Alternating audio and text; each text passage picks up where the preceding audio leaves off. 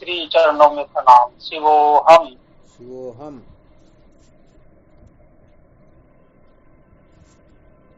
प्रणाम गुरुदेव। शिवोहम।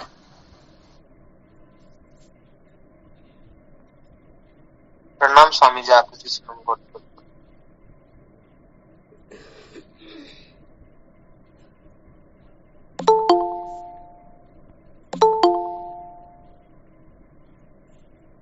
क्या विषय चल रहा था? संसार को बनाए रखकर कभी भी सत्य का साक्षात्कार नहीं किया जा सकता। संसार को बनाए रखकर कभी भी सत्य का साक्षात्कार नहीं किया जा सकता, यही चल रहा था ना?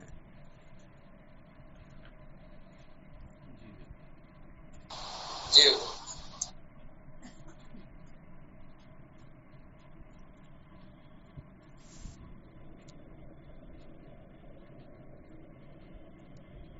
अच्छा, संसार को बनाए रखकर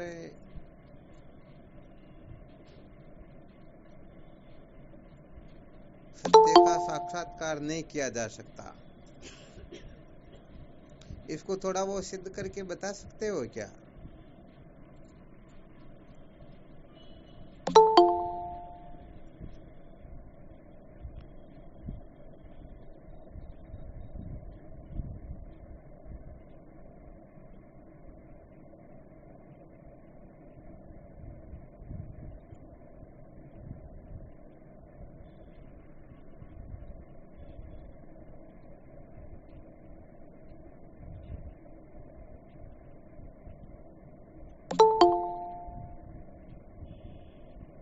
आवाज आ रही है? शिवोहम स्वामी जी। हाँ, शिवोहम। आंखों पे कोई पट्टी बांध करके सूर्य का दर्शन नहीं कर सकता। बहुत बहुत उत्तम बात है। अर्थात नेत्र बंद करके कोई किसी वस्तु को देखना चाहे तो उसको देख नहीं सकता है ना?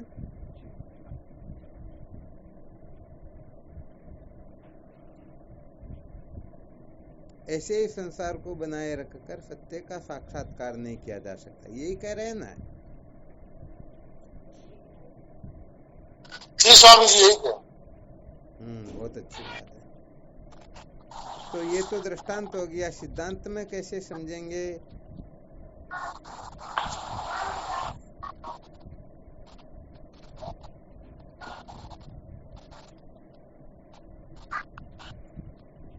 जब तक संसार में सत्य बुद्धि है तब तक परमात्मा की प्राप्ति हो ही नहीं सकती। ये तो एक तरह से समझो नियम हो गया ना। हाँ। अब इसको सिद्ध कैसे करके बताएंगे प्रैक्टिकली रूप से, दृष्टांत युक्ति या ऐसा कोई फॉर्मूला जिससे अनायास ही समझ में आ जाए?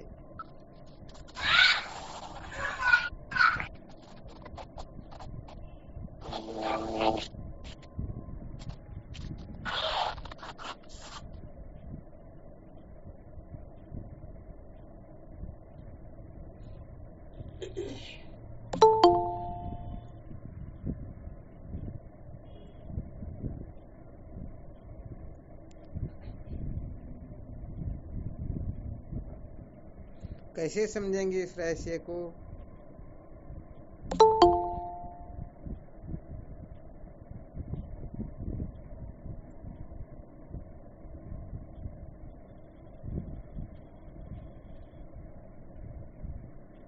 अच्छा, संसार को बनाए रखने से क्या तात्पर्य है?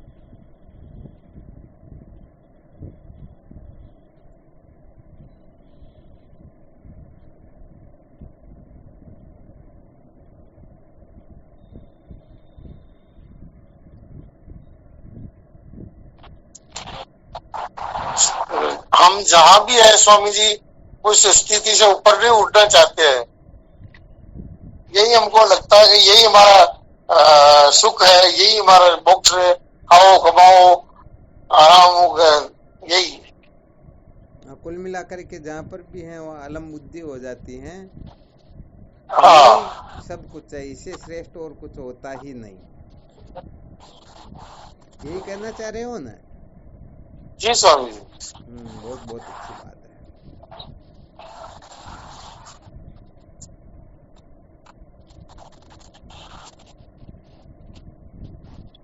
और भी कोई बताएंगे कुछ? संसार को बनाए रखने से क्या तात्पर्य है?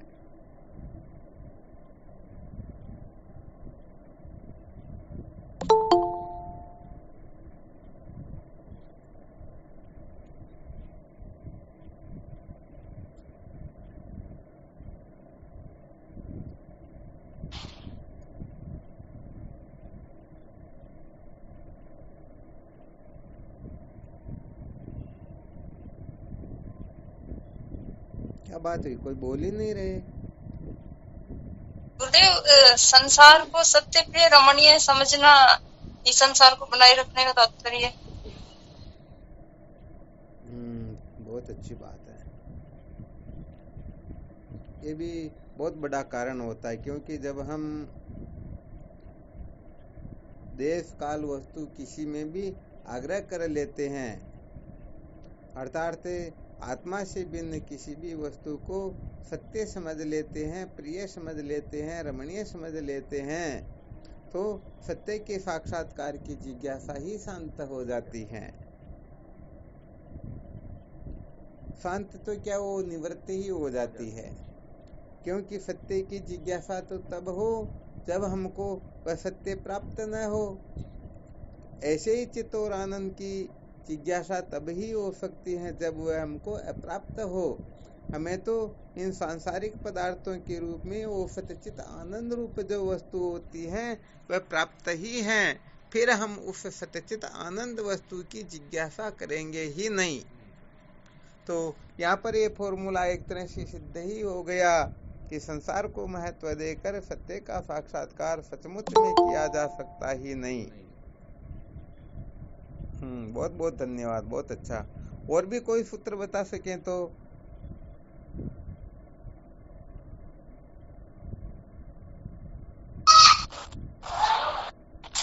एक सूत्र और याद है उसमें। हाँ बिल्कुल, बोलो। यही चिन्ह ज्ञान को जो माने कर्तव्य। वो बात थोड़ी, हाँ चलो, फिर भी बहुत अच्छी बात है। क्या वह रहस्य समझाना चाहते हो यहाँ पर? भाई जो संसार को सत्य प्रिय रमणीय मानेगा तो उसमें ही रहेगा, कर्तव्य यही है हमारा, उसके लिए रात दिन लगा रहेगा। अच्छा, बहुत बहुत अच्छी बात। अर्थात जो तो कुछ न कुछ करने धरने के चक्कर में पड़ा रहेगा तो वह सचमुच में सत्य का साक्षात्कार कर नहीं पाएगा, क्योंकि करने से कर्तापना नहीं छूटता है, ध्यान रखना चाहिए सदा। भोगने से भोक्तापना नहीं छूटता है, छोड़ने से परिचिनता नहीं छूटती है। ये कर्तृत्व भोक्तृत्व परिचिनत्व क्यों के त्यों बने ही रहते हैं। और भी कोई विशेष बात हो तो?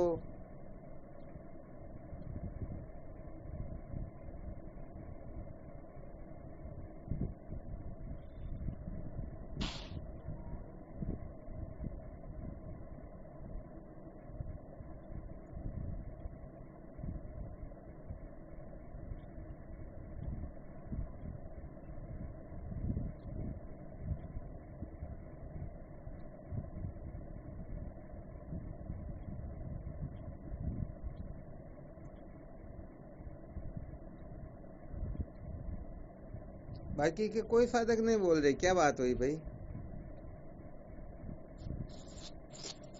प्रणाम स्वामी जी, आपके श्री चरण। हाँ शिव, हम बोलो। अपनी ही कल्पना को महत्व देना स्वामी जी, संसार को बनाए रखना है। अपनी कल्पना को महत्व देना ना?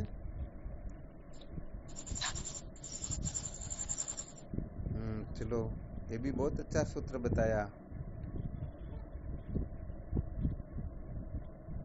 थोड़ा इसका विश्लेषण करके बता सकते हो, अपनी कल्पना को महत्व देने से क्या तात्पर्य है? जैसे गुरुदेव, अपनी कल्पना, मैं जो जानता हूँ, मैंने जो किया, जो मैं कर रहा हूँ। ठीक बात है। इनका क्या, इसके आगे भी कुछ बोलोगे तभी तो इनकी सिद्धि होगी, वरना तो ये बोल दिया तो इनका कोई अर्थ भी तो नहीं निकल रहा है।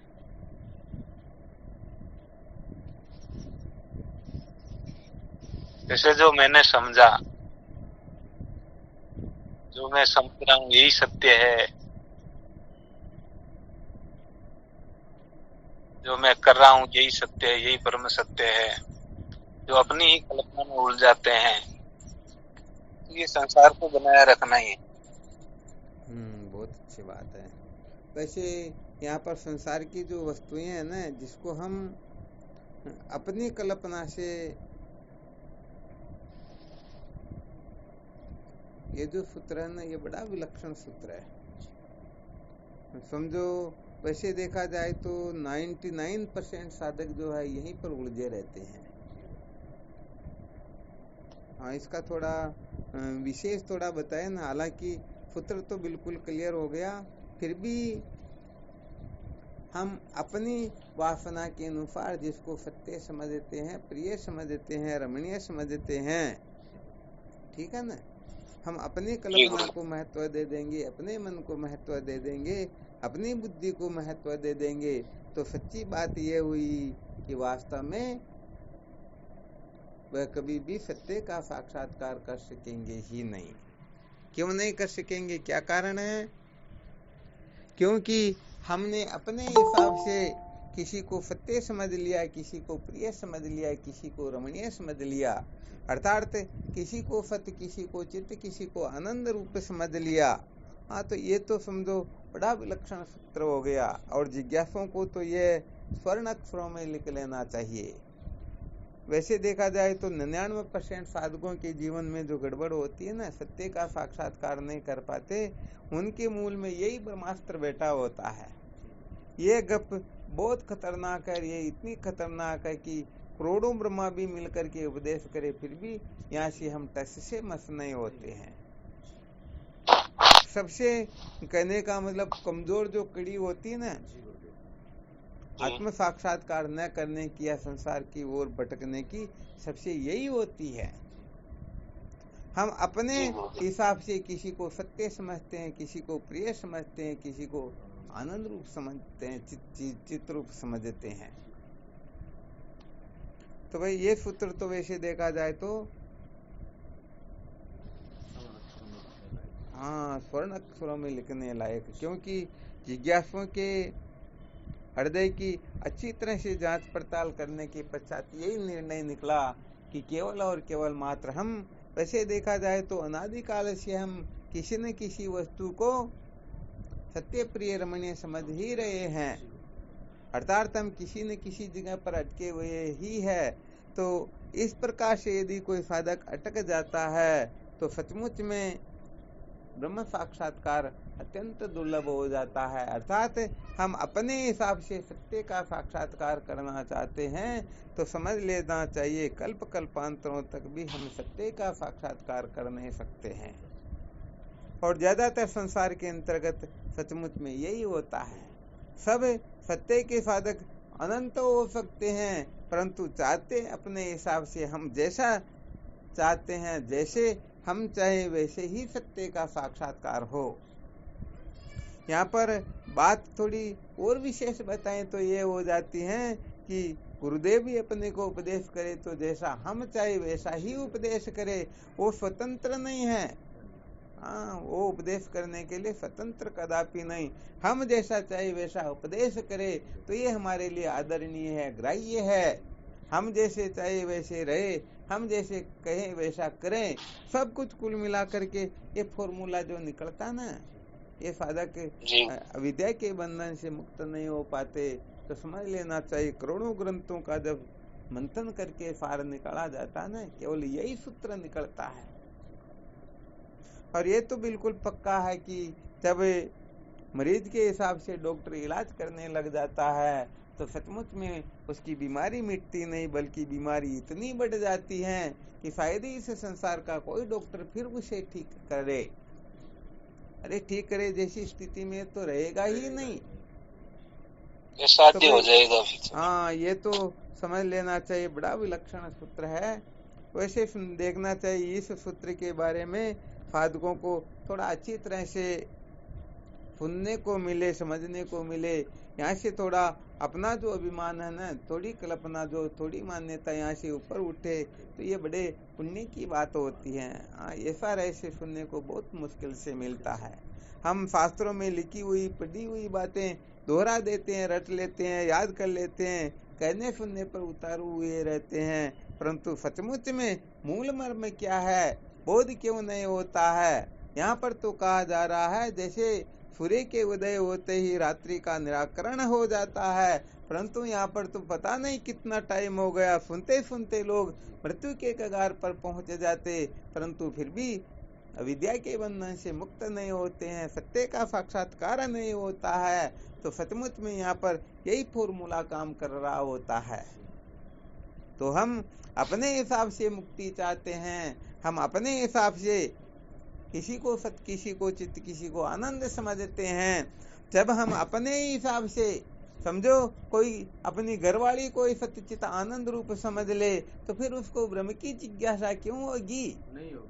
कोई तन को ही सब कुछ समझ ले, कोई कुटुंब परिवार को सब कुछ समझ ले, कोई पद प्रतिष्ठा को समझ ले, कोई अष्ट सिद्धि नवनिधि को समझ ले, कोई 14 विद्या को समझ ले, तो पता नहीं कौन क्या किस किस को समझ करके बैठ जाते हैं। तो बताओ सचमुच में तत्व की जिज्ञासा जागृत होगी? नहीं होगी, कदापि नहीं होगी। ये तो स्वर्णाक्षरों में ही लिख लेना चाहिए। यहाँ पर तो कहने का मतलब अपने अहम को पूर्ण रूप से मिटाने की जो सामर्थ्य रखते हैं। हाँ, इसमें ऐसा नहीं कि थोड़ा बहुत परिवर्तन कर दे, या ऐसा नहीं कि कपड़ा थोड़ा फट गया तो सिल दे और काम चला ले। या काम चलाने से काम नहीं चलता है, काम और बिगड़ जाता है।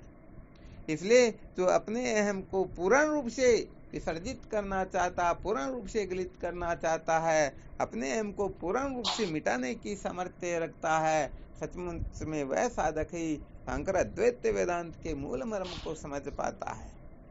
वरना तो सच्ची बात है, हम अपनी कल्पना में उलझे हुए अनादिकाल से भटक रहे हैं, और निश्चित रूप से भटकना होगा, ये बिल्कुल पक्की बात होती है। तो सबसे बड़ा सूत्र क्या निकला? संसार को बनाए रखकर सत्य का साक्षात्कार नहीं किया जा सकता। तो संसार को बनाए रखने का मतलब ही देह, इंद्रियां, प्राण, मन, बुद्धि, इसमें इस प्रकार की आस्था हो जानी चाहिए कि ऐसा तो होना चाहिए, ऐसा नहीं होना चाहिए, इसका सदा मान होना चाहिए, कभी अपमान होना ही नहीं चाहिए। हाँ, तिरस्कार तो संसार में सबका हो जाए, परंतु इस शरीर का नहीं होना चाहिए। अरे भाई, शरीर तो सचमुच में निंदा के योग्य है। संत महापुरुष निंदा करते तो हमको स्वयं को भी तो इसकी निंदा करनी चाहिए ना। तो कहने का मतलब हम अपने अपवित्र शरीर के ऊपर कितनी आस्था बना करके बैठे हैं। जो मन अनादिकाल से अपने को जन्म मृत्यु की श्रृंखला में भटका रहा है, उस मन के ऊपर कितनी आस्था है। जो बुद्धि अपने को गलत निर्णय देती है, उस बुद्धि पर अपने को कितनी आस्था हम बना कर बैठे हैं। यहाँ पर गुरुदेव क्या कहते हैं उनकी परवाह नहीं करते हैं, श्रुति माता क्या कह रही है, सिद्धांत क्या है, सचमुच में हम इनकी परवाह करते ही नहीं। और परवाह करते हैं तो अपनी कल्पना की करते हैं, अपने शरीर की करते हैं, अपनी इंद्रियों की करते हैं। अपना जो अहम बैठा हुआ ना, जो कल्पनाएं बना रखी हैं, बस उनकी हर प्रकार से रक्षा करते हैं कि कहीं ये इधर उधर न हो जाए, कहीं गड़बड़ न हो जाए। सचमुच में गड़बड़ तो क्या होगी, वो स्वयं ही गड़बड़ में ही है। हाँ, यहाँ इसलिए बड़े बड़े विलक्षण सूत्र निकलते हैं। सचमुच में जो उत्तम जिज्ञासु होता है, ऐसे उत्तम जिज्ञासु ही इन रहस्यों को बहुत अच्छी तरह से समझ सकता है, और सचमुच में वह फिर वहां पर अटका हुआ नहीं रहेगा, सचमुच में वहां से प्रस्थान करने की ही चेष्टा करेगा। इसलिए भाई यहाँ पर तो बात यही है, पहले शायद कितनी बार बता रखा, ऐसे छोटे छोटे दृष्टांत। तो कोई फादर किसी महात्मा के पास में गया, जाकर कहने लगा, भगवान मुझे ब्रह्म साक्षात्कार करना है। क्या करना है? ब्रह्म साक्षात्कार। महात्मा ने उनको यही कहा, बेटे अभी तो जाओ, तुमको खेलने खाने के दिन, अभी तो मौज मस्ती मनोरंजन करने के दिन है, इसलिए तुमको जो खाना हो खा के आ जाओ, पीना हो पी के आ जाओ, जो भी मौज मस्ती मनोरंजन करना है करके आ जाओ, जो करना है करके आ जाओ। जिस दिन तुमको केवल और केवल मात्र सत्य की आवश्यकता होगी, उस दिन चुटकी बजाएंगे और सत्य का साक्षात्कार करवा देंगे। तो भाई सचमुच में जब तक स्थूल देह में आस्था बैठी हुई है, सूक्ष्म में बैठी हुई है, कारण में बैठी हुई है, ये आस्थाएं जब तक निकलती नहीं है, बहुत कूट कूट ठूस ठूस करके भरी हुई है, तो सचमुच में अभी ये ब्रह्म विचार जागृत नहीं होगा। ब्रह्म विचार की कल्पना अवश्य होगी, परंतु सचमुच में ब्रह्म विचार उदय नहीं होगा। इसलिए सबसे पहले तो अच्छी तरह से ये समझ लेना चाहिए कि सचमुच में हमारा जो कथन है वो ठीक है या श्रुति माता का ठीक है। हमारे महापुरुषों ने जो अथक प्रयास करके पता नहीं कितनी कितनी खोज करके कितने कष्ट दुख संकट उठा उठा करके हमें केवल सीधा हलवा बना करके खिला रहे, हम उसमें भी अनेक प्रकार की कल्पनाएं कर लेते हैं, कमियां निकाल देते हैं, पता नहीं क्या कर लेते हैं। तो भाई इसका मतलब हम बहुत ज्यादा सुधरे हुए हैं ना, हमें तो सबसे ज्यादा विद्वान हैं, तो हमको फिर गुरुओं की, संतों की, श्रुति माता की, ब्रह्म विचार की क्या आवश्यकता है। हाँ, जब हम स्वयं ही इतने मजे हुए हैं, स्वयं ही हम इतने महान हैं, हमसे महान कुछ होता ही नहीं, तो फिर सचमुच में स्वतः ही ये सिद्ध हो जाता भाई इनके जीवन में गुरुओं का कोई महत्व नहीं, गुरुओं का कोई स्थान नहीं, ये तो स्वयं ही इस प्रकार के हैं कि सब कुछ कर सकते हैं। तो भाई ये सच्ची बात कहें तो है, तो बात थोड़ी कड़वी, परंतु सत्य बात ये कि ये जो सूत्र अभी बताए ना, हाँ, ये इसमें ऐसा नहीं कि इसी विशेष साधक के लिए कह रहे हैं। समस्त साधकों में किसी में 90% भरा हुआ, कोई किसी में 95% भरा हुआ, किसी में 10% भी भरा हुआ, परंतु ये पक्का है कि ये कचरा तो निश्चित रूप से भरा हुआ है ही है। हाँ, ये कचरा जिस दिन निकल जाएगा उसी दिन हम कृतार्थ हो जाएंगे, सचमुच में बात कुछ और हो जाएगी। वो क्या करते हैं कि हमारे पास वो होता ना, वो छोटी सी टॉर्च समझ लो, हम सूरज को टॉर्च बता करके ये सिद्ध करना चाह रहे हैं कि सूरज क्या है इस टॉर्च के सामने। अरे श्रुति माता का उपदेश ही प्रमाण होता है। अपने मन की कल्पना क्या, ये मन तो इसकी वासना के अनुसार, इसकी आसक्ति, इसके महत्व के अनुसार ये बेचारा निर्णय करता रहता है। हाँ, क्या ठीक है क्या ठीक नहीं, ये तो श्रुति माता के द्वारा ही जाना जाता है। सचमुच में सिद्धांत को समझना, हाँ, ये हर किसी के वश की बात नहीं होती है। हाँ, ऐसा समझ लेना कोई 1000 लाख करोड़ वर्ष की समाधि लगाने में भी पारंगत हो, उसके भी ये रहस्य समझ में नहीं आता है। कोई ब्रह्मलोक तक के समस्त भोगों से पूर्ण रूप से विरक्त हो जाए, स्वप्न में भी उनकी कामना न हो, उनके भी ये रहस्य समझ में नहीं आता है। कहाँ तक कहा जाए, ईश्वर से भी वैराग्य हो जाए, फिर भी ये रहस्य समझ में नहीं आता है। हाँ, ये श्रुति सम्मत सिद्धांत है, इसके लिए तो जिज्ञासा होनी चाहिए। और जब जिज्ञासा जागृत होती है, सच्ची जिज्ञासा जागृत होती है, तो ये अपने अनंत अनंत जन्मों की, अनादिकाल की जो कल्पनाएं हैं, मान्यताएं हैं, ये मिट्टी में मिल जाती है, इनका कोई महत्व रहता ही नहीं। यदि इनको महत्व देकर बैठे हुए हैं तो सचमुच में गुरुजनों की वाणी अपने हृदय में कभी प्रवेश नहीं कर पाएगी। सचमुच में हम यहाँ पर अटके ही रह जाएंगे। यहाँ ऐसी कोई विशेष बात इसके सिवाय होने वाली है ही नहीं। हाँ, यहाँ पर किसी को किसी भी प्रकार की शंका हो तो भले और शंका कर सकते हैं और इसका अच्छी तरह से निर्णय करवा सकते हैं, परंतु ऐसा समझो जब से विचार करना प्रारंभ किया तब से लेकर के अब तक यही सूत्र मुख्य रूप से साधकों के जीवन की सबसे बड़ी कमी लगी कि बहुत बहुत बहुत उत्तम कक्षा के, उत्तम कोटि के साधक होकर के, अर्थात सबका त्याग रखने की सामर्थ्य वाले होकर के भी, सबसे विरक्त होकर के भी, जिनको केवल और केवल मात्र ज्ञान ही चाहिए, जिनको केवल मात्र गुरुदेव ही चाहिए, ब्रह्म विद्या ही चाहिए, इसके सिवाय कुछ चाहिए ही नहीं, वो भी कहने का मतलब मन बुद्धि के चक्कर में इतने खतरनाक पड़े रहते हैं कि वो भी कहने का मतलब श्रुति सिद्धांत को एक तरफ कर देते। नहीं, हम तो इस प्रकार से हो तभी ये चाहिए, वरना हमको इनकी भले कोई आवश्यकता है नहीं। तो कितनी बड़ी गड़बड़ हो गई। तो मुख्य सूत्र क्या था?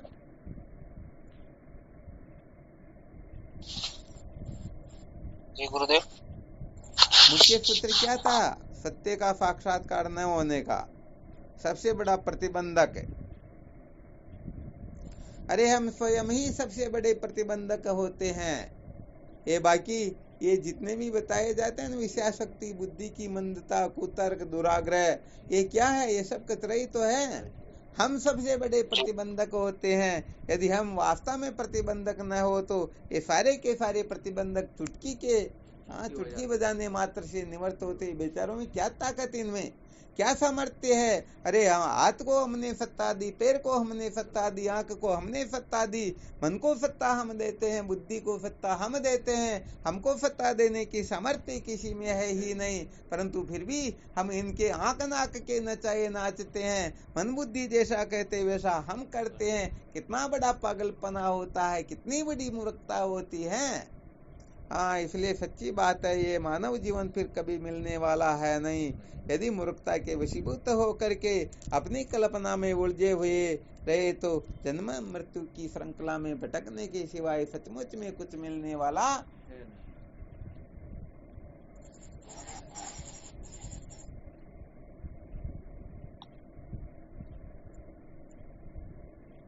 तो होता क्या है कि हम अनेक प्रकार की कल्पनाएं बना करके बैठे रहते हैं। क्या करके बैठे रहते हैं?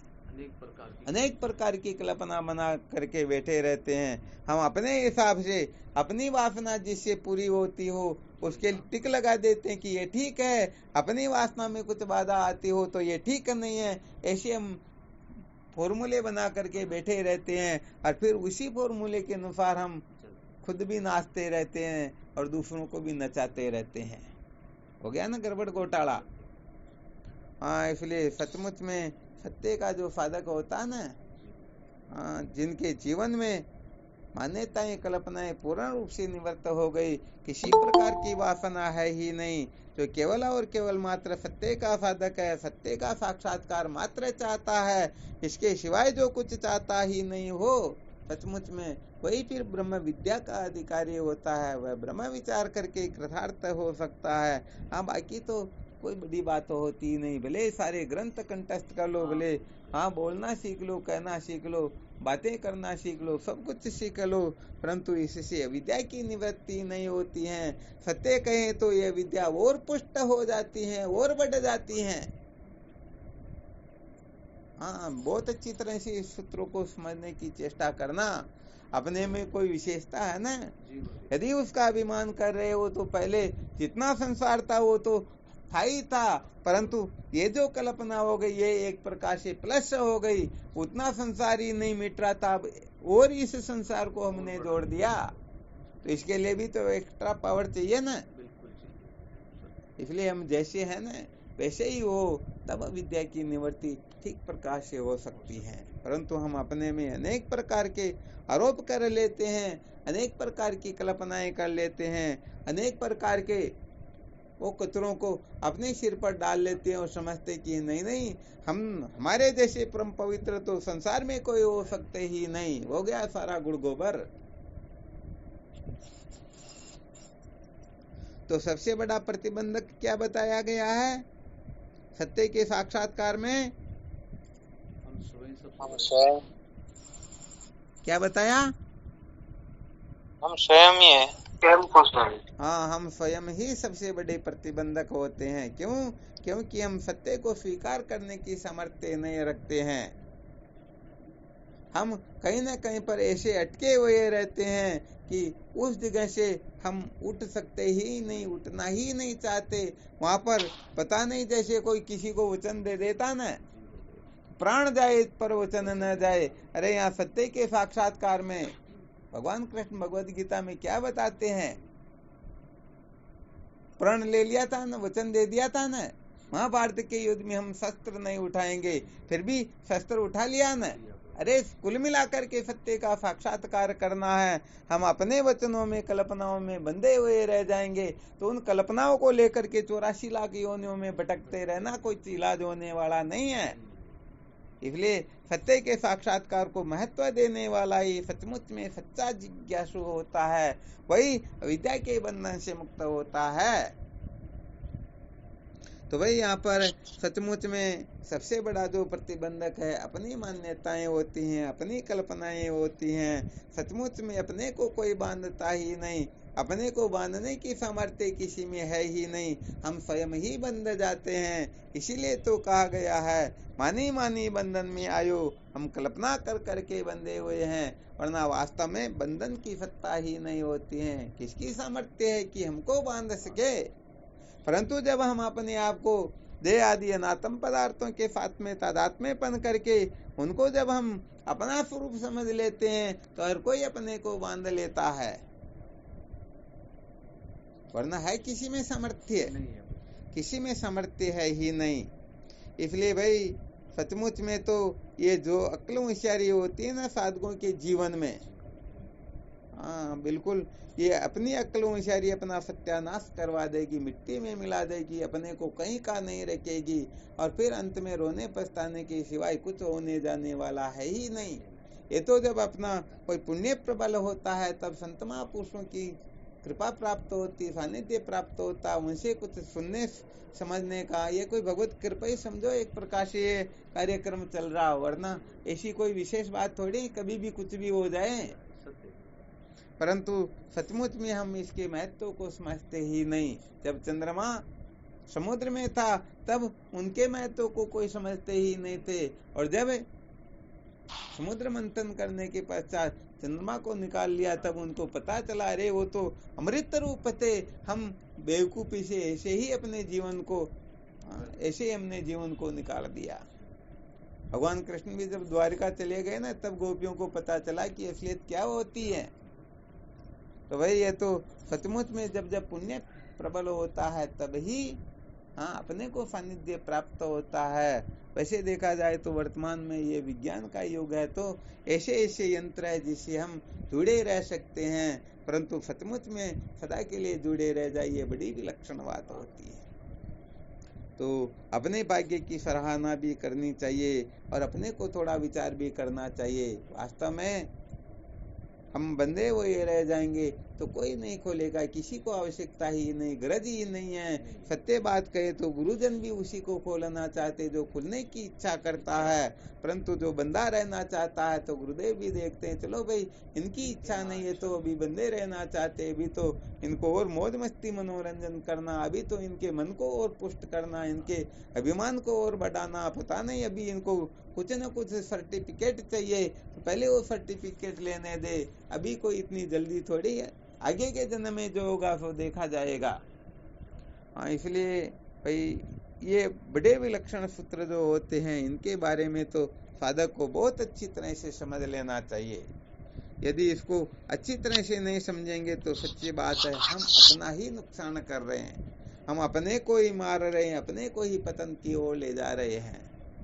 ये बात अभी तो समझ में आएगी नहीं, परंतु जब घटनाएं घटित होगी ना तब पता चलेगा कि अपनी किस मूर्खता के कारण हम बहुत ज्यादा पीछे रह रहे हैं, हम सचमुच में भटक रहे हैं, सचमुच में संसार की ओर जा रहे हैं।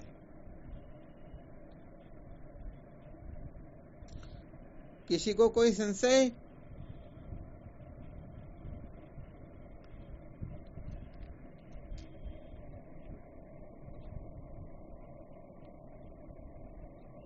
अरे कम से कम बोल तो सकते हो क्या? बिल्कुल सही है, इतना भी नहीं बोल सकते हो क्या? कोई संशय नहीं।